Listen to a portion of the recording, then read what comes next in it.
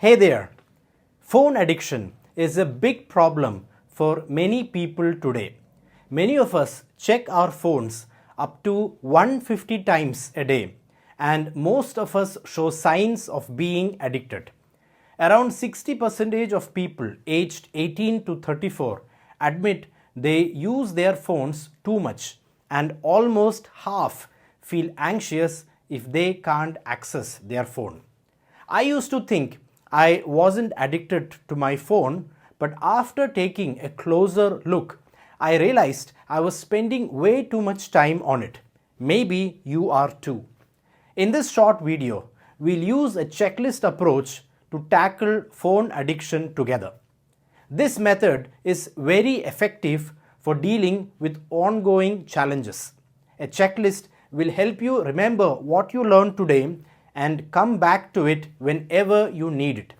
I prefer this method over using lots and lots of apps to help with phone addiction because it's simple, natural, and helps to make real changes. If you are new here, my name is Jackson and I love making complicated things easy to understand. Let's get started. The phone addiction checklist. The first item that we are adding to our checklist is recognize and accept the problem. The first step is to recognize and accept that probably there is a problem. So how do we recognize whether we are dealing with a phone addiction or not? Simple, ask yourself, do I spend more time on my phone than I think? Do I check my phone when I'm supposed to be working or studying? Do I feel anxious or restless when I'm not using my phone? Do I look at my phone during conversations with family or friends? So these are simple questions which will help you realize whether you're facing phone addiction or not. It's really important to be honest about how much you use your phone. Many of us don't realize how much time we spend on it.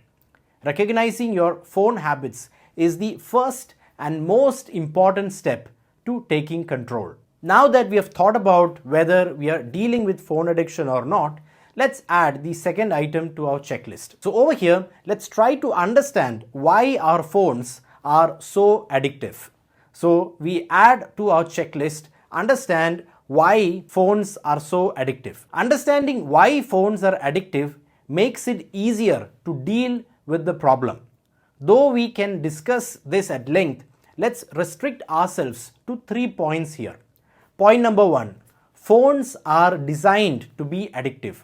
Features like endless scrolling, notifications, personalized content, etc. keep us glued to our screens. For example, social media apps use endless scrolling to keep us engaged. Point number 2, the attention economy. Tech companies make money by keeping your attention as long as possible. The more you look at your phone, the more ads they can show you and the more money they make. So they deliberately try to engineer their products in a way that you keep your attention for the maximum time possible on their apps. Point number 3, dopamine triggers. Getting likes or notifications releases dopamine in your brain, which makes you want to keep using your phone because you want or you like that feeling when you get a dopamine release in your brain.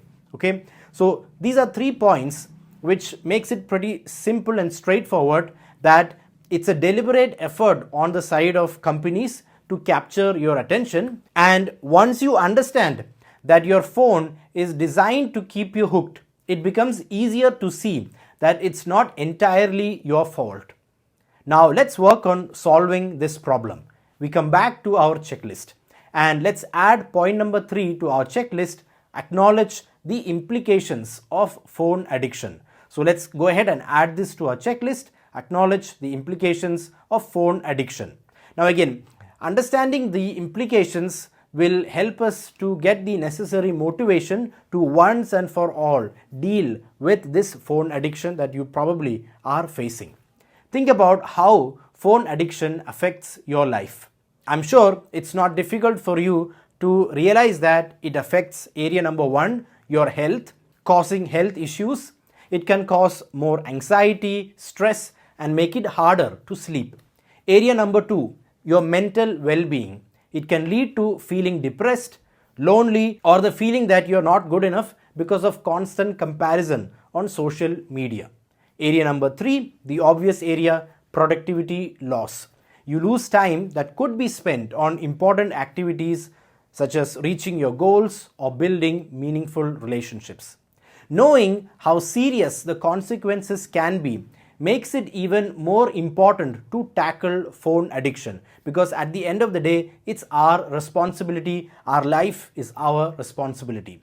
So coming back to our checklist, let's now add techniques which you can use to combat phone addiction. The first technique that we are adding to our checklist over here is to track your phone usage. So let's go ahead and add this in our checklist. This is an important step because remember the saying, you can't fix what you don't measure. So to measure and see whether you're actually dealing with phone addiction, you can use built-in tools like digital well-being on Android or screen time on iOS to see how much time you spend on your phone. Look at which apps you spend the most time on and think about why you're spending so much time on these apps.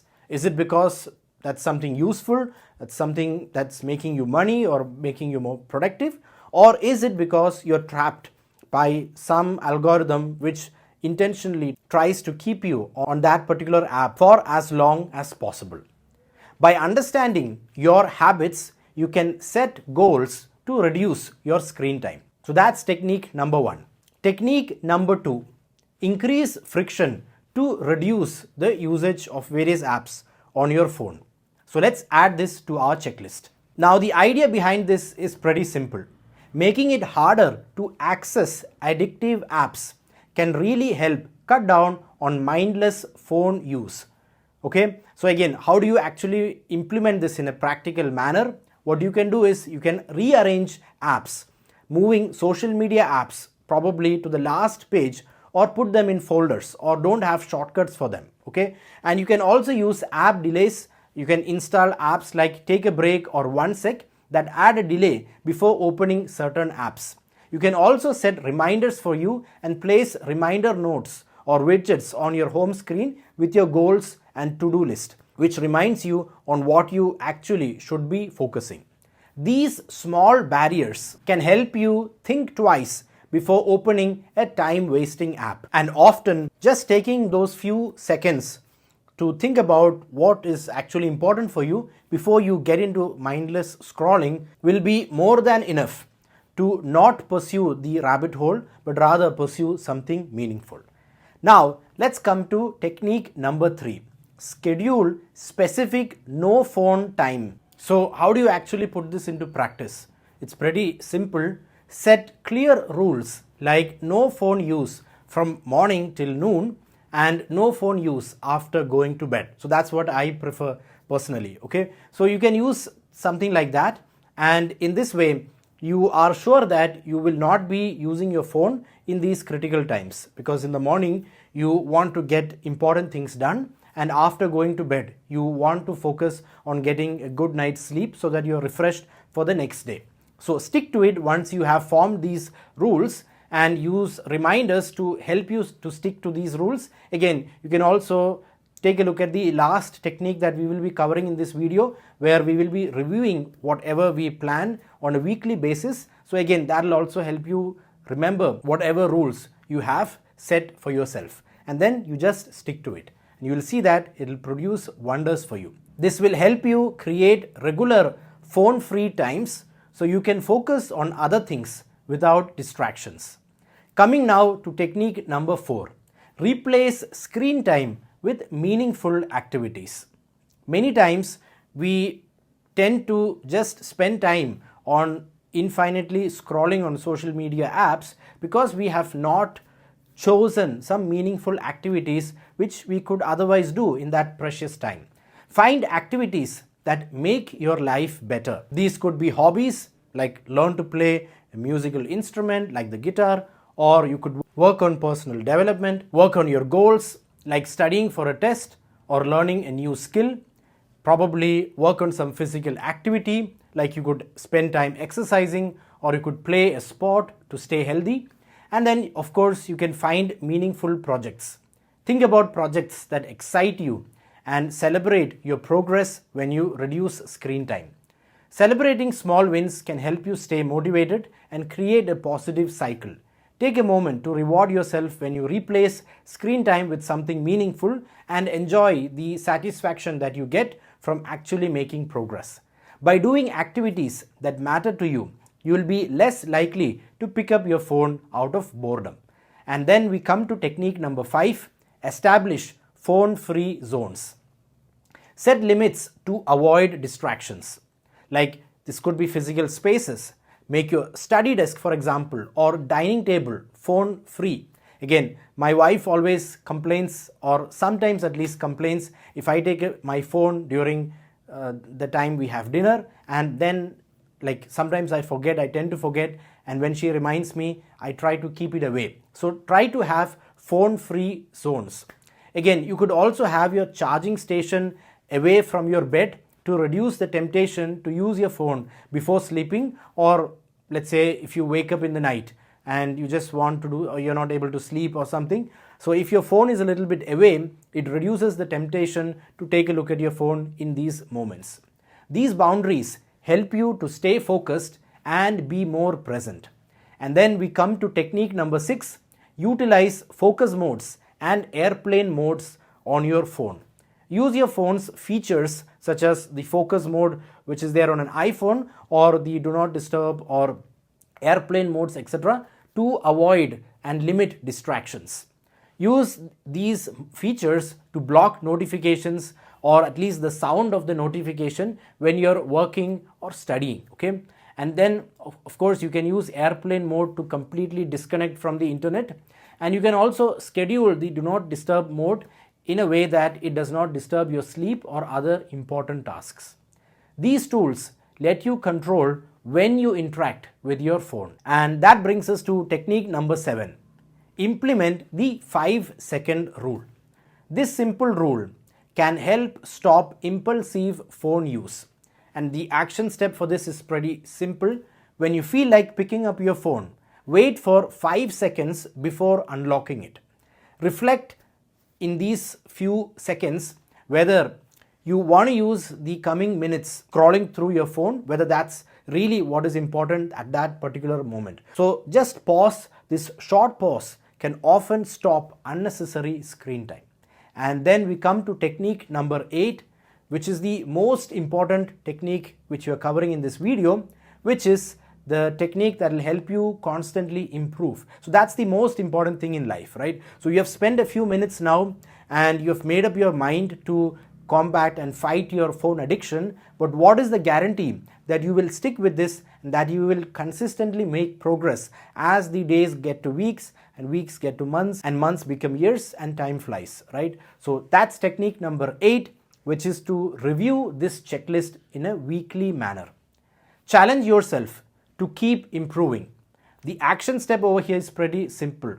Pick a day to spend 5 minutes reviewing this checklist, and consider reviewing other areas of your life as well where you want to improve using checklists that you have formed, and improvise and keep working on mastering your phone addiction. Of course, you can, as you work with implementing these techniques, you'll get new insights, capture them in the checklist and keep reviewing this checklist.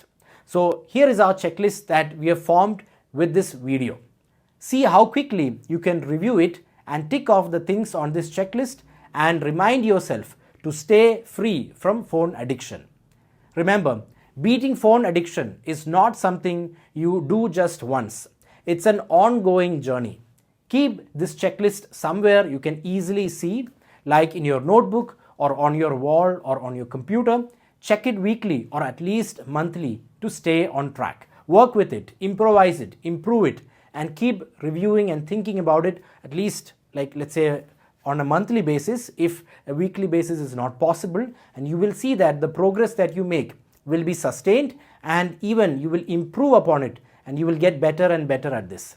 If you found this helpful and want to work on beating procrastination, check out my video on how to beat procrastination once and for all using a checklist.